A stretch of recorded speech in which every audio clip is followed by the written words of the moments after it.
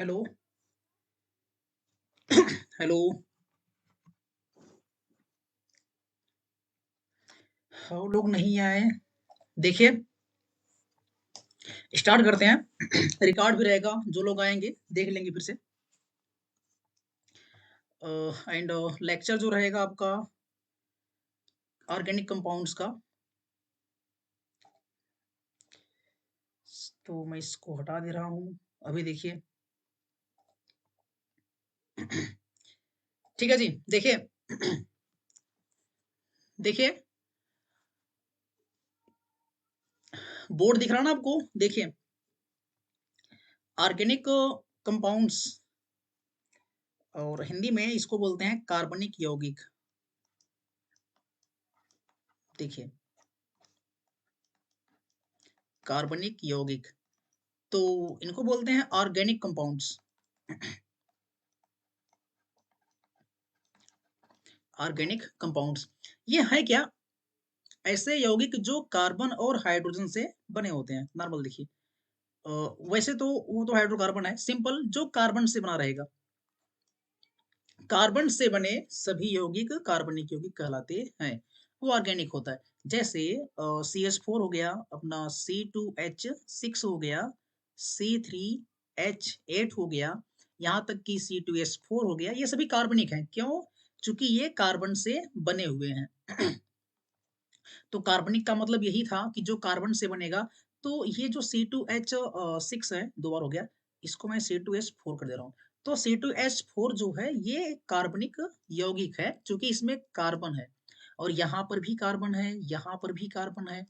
तो जिन पदार्थों में कार्बन होता है उनको कार्बनिक यौगिक कहते हैं। लेकिन आपको एक नोट याद करना पड़ेगा कि कुछ ऐसे भी कंपाउंड्स यहाँ पर होते हैं जिनमें कार्बन होता है किंतु उनको कार्बनिक नहीं कहते हैं। जैसे CO2, यहाँ पर कार्बन है किंतु ये कार्बनिक नहीं है।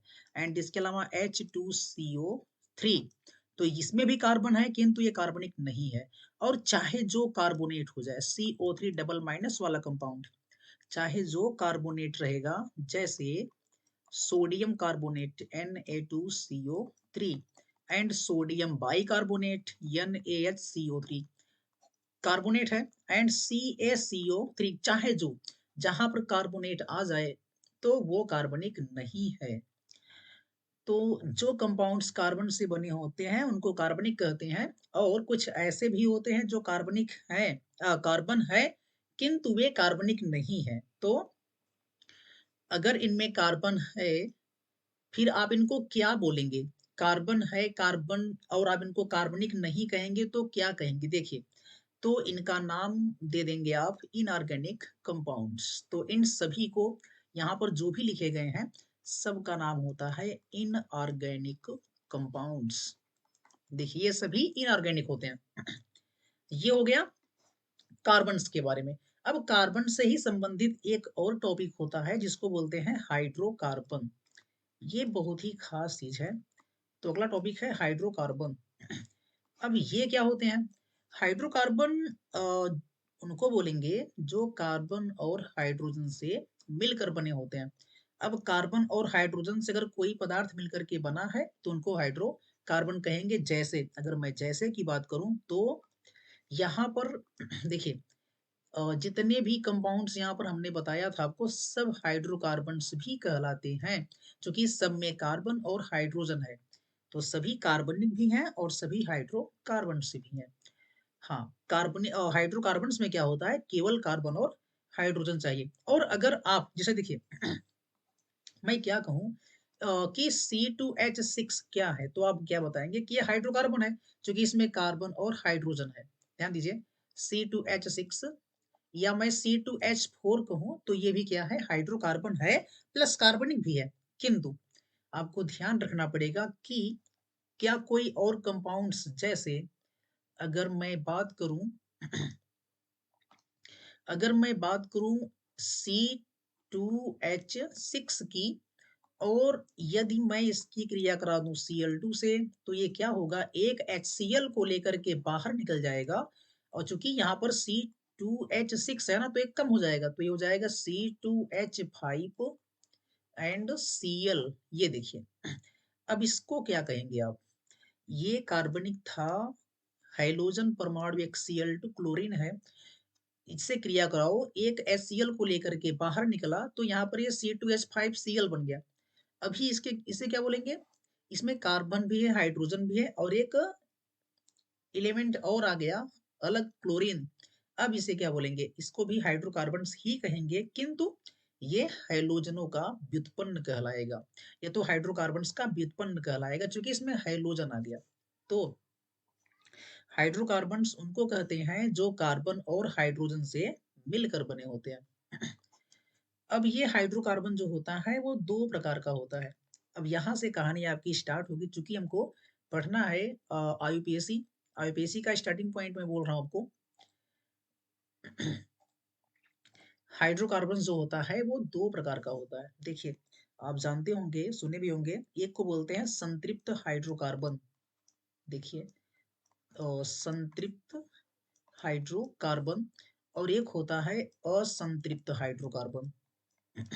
संतृप्त हाइड्रोकार्बन एंड असंतृप्त हाइड्रोकार्बन, इनको बोलेंगे सैचुरेटेड सैचुरेटेड हाइड्रोकार्बन्स और इनको बोलेंगे अनसैचुरेटेड हाइड्रोकार्बन्स। अभी ये जो सैचुरेटेड हाइड्रोकार्बन्स हैं, इनका क्या कंडीशन है कि हाइड्रोकार्बन तो कार्बन और हाइड्रोजन से बना हुआ है, किंतु यदि कार्बन और कार्बन के बीच में सिंगल बॉन्ड होता है, ध्यान दीजिए, यदि कार्बन और कार्बन के बीच में सिंगल बॉन्ड होता है तो उसको बोलेंगे संतृप्त हाइड्रोकार्बन। और यदि कार्बन और कार्बन के बीच में डबल बॉन्ड या ट्रिपल बॉन्ड होता है तो उसको बोलेंगे असंतृप्त हाइड्रोकार्बन। इसका मतलब ये हुआ कि असंतृप्त वाला दो प्रकार का होता है, एक डबल बॉन्ड और एक ट्रिपल बॉन्ड। अब देखिए, अगर C और C के बीच में सिंगल बॉन्ड होगा तो इसका नाम हो जाता है एल्केन, और यदि C और C के बीच में डबल बॉन्ड होता है तो इसका नाम हो जाता है एल्कीन, और इस चीज को बोल देते हैं एल्काइन। यहाँ देखिए, ये हो जाएगा अपना एल्काइन। ये देखिए, तो कुल मिलाकर के अभी ये कंफर्म हुआ कि हाइड्रोकार्बन जो होता है वो दो प्रकार का था और अब तो तीन प्रकार का हो गया, एल्केन, एल्कीन और alkyne. Single bond, double bond and triple bond. थोड़ी सी पॉइंट है कि एल्केन का जो सामान्य सूत्र होता है, सिंपल फॉर्मूला, CnH2n+2 होता है। एल्कीन का CnH2n होता है और एल्काइन के लिए CnH2n-2 होता है। देखिए, सिंपल सा एक लॉजिक है जो हमको सीखना है कि ये है क्या चीज। अब हमको ये सीखना है कि कैसे पहचानोगे एल्केन है कि एल्कीन है कि एल्काइन है। केवल ये पहचान लीजिए, हाइड्रोकार्बन जो था वो तीन प्रकार का निकला, एल्केन, एल्कीन और एल्काइन। अब हमको ये सीखना है कि कैसे, किस प्रकार से पहचानते हैं कि वो एल्केन है या एल्कीन है या एल्काइन है। देखिए, यहाँ पर क्या है कि कार्बन की संख्या n है और हाइड्रोजन परमाणु की संख्या 2n+2 है। यहाँ पर कार्बन n है और यहाँ पर जो हाइड्रोजन है 2n है। तो मैं एक सिखाता हूँ, पहले देख लीजिए, कार्बन की संख्या n है और H हाइड्रोजन की संख्या जो है 2n है, मतलब कि अगर कार्बन 2 है तो हाइड्रोजन 4 रहेगा, दुगना है उसका, और +2 ऐड भी करना पड़ेगा। मतलब अगर कार्बन की संख्या 2 है तो हाइड्रोजन की संख्या दुगने से 2 ज्यादा रखेंगे, 2 दूनी 4, 2 6 एल्केन है। अगर मैं कहूँ C3 है तो 3 दूनी 6 और 2 8, दुगने से 2 ज्यादा। अगर C4 है तो 4 दूनी 8, 2 10। अगर C5 है तो 5 दूनी 10, 2 12। अगर C6 है तो 6 दूनी 12 और 2 14। मतलब अगर कार्बन की संख्या 2 है तो 6 करने का मतलब यह हुआ, हाइड्रोजन की संख्या जब भी लेंगे आप दुगने से 2 बढ़ा करके लेंगे तो उसका नाम हो जाता है एल्केन। केवल पहचानना है बस। एल्कीन में क्या होता है, हाइड्रोजन की संख्या दुगनी होती है। देखिए, C2H4, क्योंकि यहाँ पर 2n है, 2n। अगर मैं कहूँ C3 तो H कितना जाएगा, 6 जाएगा। अगर मैं कहूँ C4 तो H कितना जाएगा, 8 जाएगा। मतलब डबल लेना है, C5H10, C6H12। अगर मैं कहूँ कि C7 है तो H14 जाएगा। कितना भी लंबा दे दें, बोले कि C50 है तो H100 कर देंगे आप। यहाँ पर देखिए एल्काइन में क्या है ना, 2n-2 है, दुगने से दो कम। अगर C की संख्या 2 है तो 2 दूनी 4, लेकिन 2 कम करेंगे तो फिर कितना बचेगा, 2। तो C2H2 बनेगा। अगर C3 करूं तो 3 दूनी 6, 2 घटाओ 4 आ गया। अगर मैं C4 करूं तो H कितना हो जाएगा, चूंकि इसका डबल लेंगे तो 8 आएगा, 2 घटाएंगे तो फिर कितना आ जाएगा, 6। अगर मैं C5 करूं तो 5 दूनी 10, 2 घटाओ 8 आ गया। C अगर मैं 6 करूं तो 6 दूनी 12, 2 घटाएंगे 10। तो लॉजिक ये था कि हाइड्रोजन की संख्या कार्बन की जो भी संख्या रहेगी उसका दोगुना करके 2 घटा लेंगे, तब लेंगे आप। एल्केन में क्या होता है, हाइड्रोजन की संख्या जो होती है वो दुगने से 2 ज्यादा होती है। एल्कीन में दुगना होता है, एल्काइन में दुगने से 2 कम होता है। तो ये पहचानने का तरीका है एल्केन, एल्कीन और एल्काइन। तो कुछ कॉमन मैं एग्जांपल आपको समझा रहा हूँ। देखिए अगर मैं एग्जांपल की बात करूं तो एक बार कलर फिर से चेंज करते हैं। देखिए अगर मैं एग्जांपल्स की बात करूं और आपसे ये कहा जाए कि C4 और H10 बताओ क्या है, तो अब देख लीजिए कार्बन, कार्बन चूंकि 4 है और हाइड्रोजन इसका डबल है। डबल का मतलब क्या हुआ कि ये एल्कीन है। ये देखिए सॉल्व हो गया। सेकंड, अगर मैं ये कहूं कि C6 और H14 है तो क्या करना आपको, चूंकि कार्बन की संख्या 6 है और इसका डबल होगा 12, लेकिन यहाँ पर 14 है मतलब 2 बढ़ा हुआ है, इसका मतलब ये एल्केन है।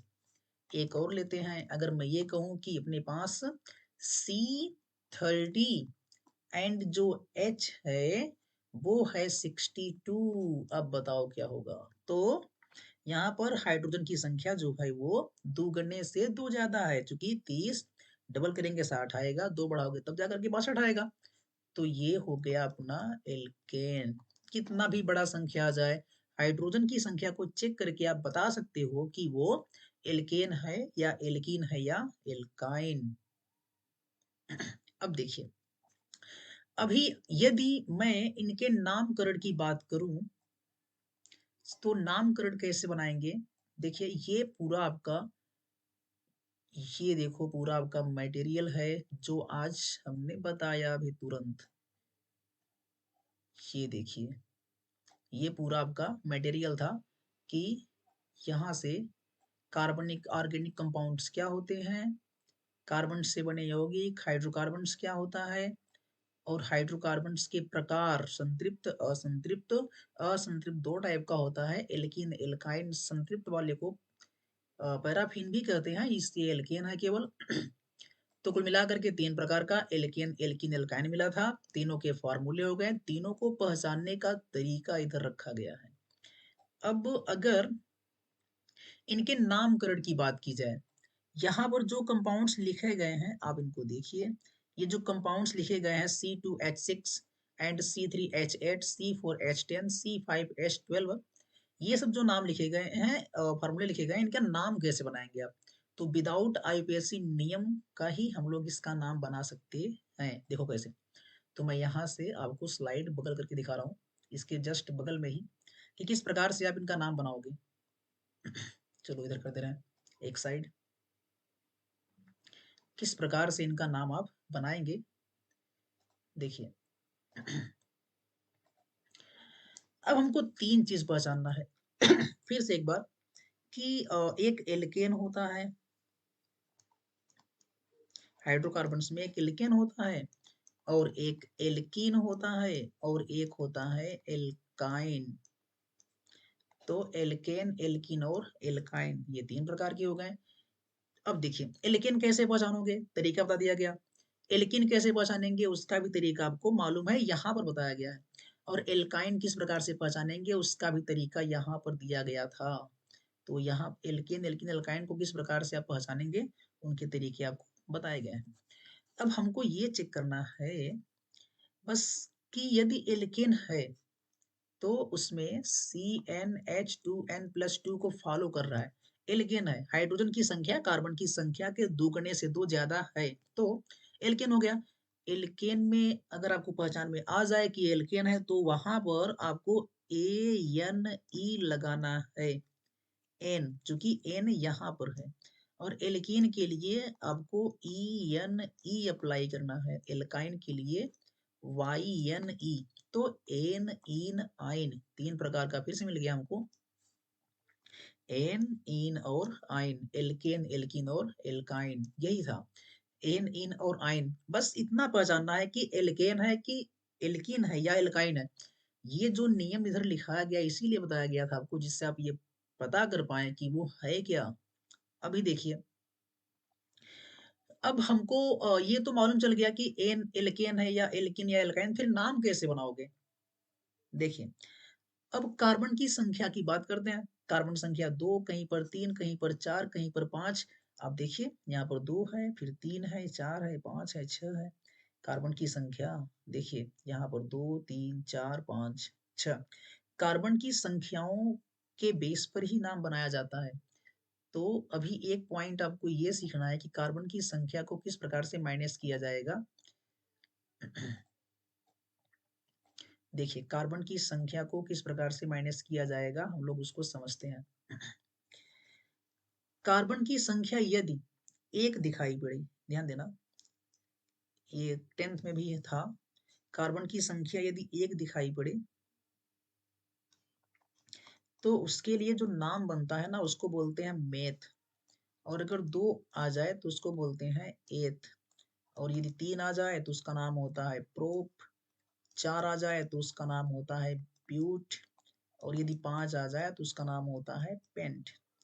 6 के लिए हेक्स, 7 के लिए होता है हेप्ट, 8 के लिए होता है ऑक्ट एंड 9 के लिए होता है नॉन, 10 के लिए होता है डेक। ऐसे अनडेक, डूडेक, ट्राइडेक, टेट्राडेक, पेंटाडेक, आइकास, पूरा 100 तक बना सकते हो। अब देखिए, हमको ये तो मालूम चल गया। अब ये कार्बन की संख्या को वैसे बोलते हैं मूलाक्षर, वर्ड रूट।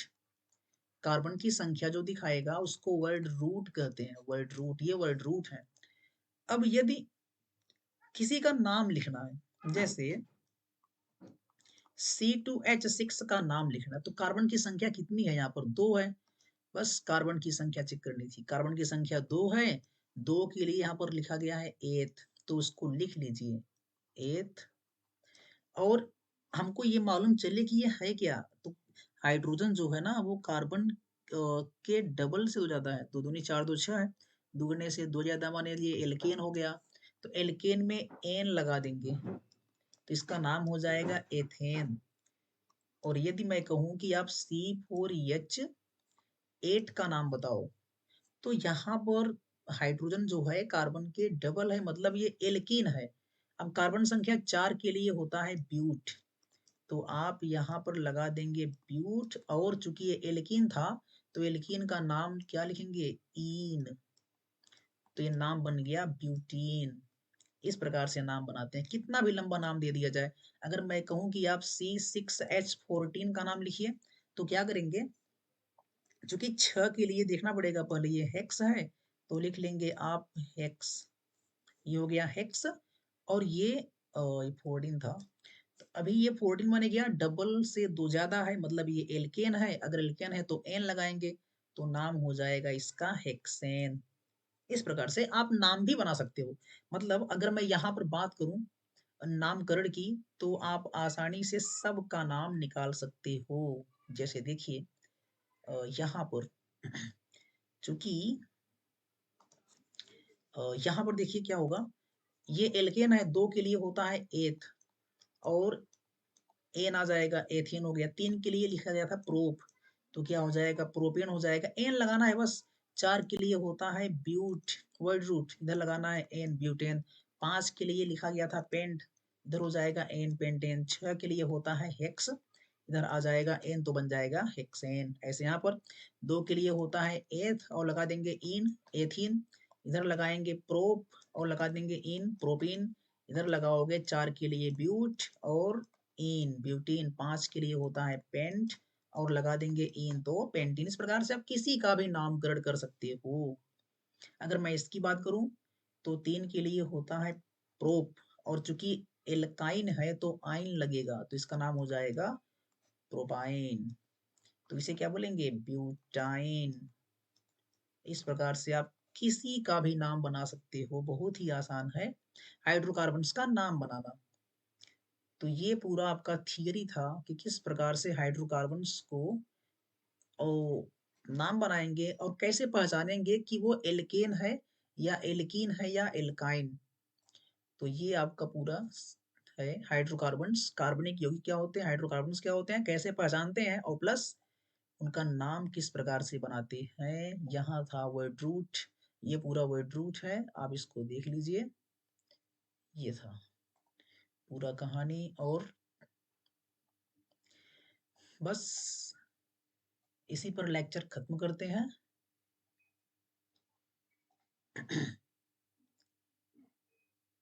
ये हो गया आपका लेक्चर कंप्लीट।